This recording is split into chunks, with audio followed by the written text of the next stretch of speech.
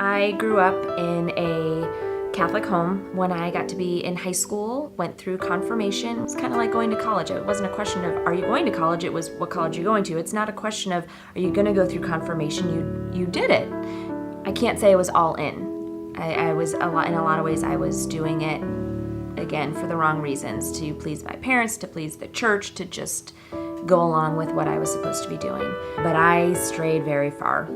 College, God was not a part of my life. Started partying a lot more in my lifestyle, and the words that came out of my mouth were not glorifying to God. I just was far from God. Got married within the first year of graduation. He also was struggling in making that adjustment, thought that Eli Lilly was the perfect dream job, and yet he was finding a lot of dissatisfaction there. I wasn't satisfied with my job. That put a lot of stress within our marriage.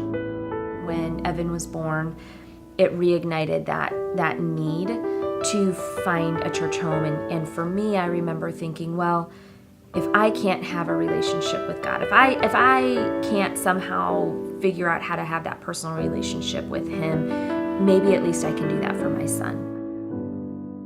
It was actually a friend who pointed us to Traders Point Christian Church up on the northwest side, and it reignited my spiritual journey. I started to recognize how empty my life had been for the past 28, I'm trying to do the math in my head, 28 years, 29 years, how empty it had been, how I had always proclaimed to be a Christian, but I would absolutely say it was more Christian in name only.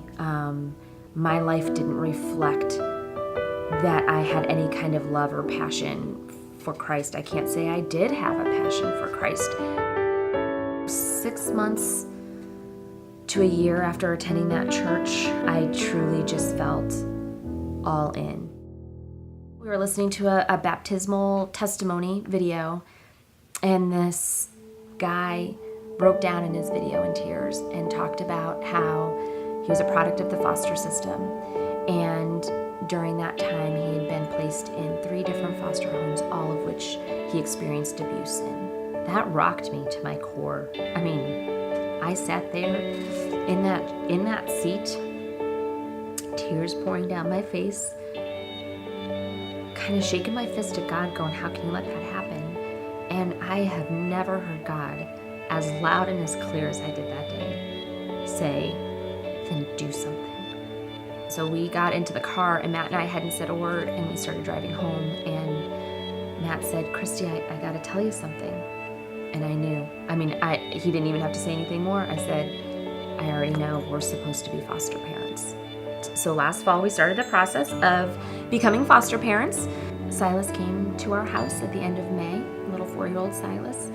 It's been a roller coaster. I'm not gonna sit here and try and tell you that it's been all roses and sunshine, to make sure our boys still know that they're so important and so vital and so loved, and yet knowing that we have to spend so much more time and effort and energy right now getting Silas to a point of feeling secure and safe. But what I will tell you is that when there have been times where I truly feel like throwing up my hands and going, God, I can't do this. I can't. It's too hard. That's when we're driving in the car and Silas out of nowhere starts singing a song he learned in church. That's when bedtime, which is typically the most stressful time of the day, when you just want to put them in bed and walk out the door, that he looks at you and says, can I pray first? These are seeds that are being planted that wouldn't have been planted if he wasn't in our house. That's why we're doing this. God reminds me, it's not about me.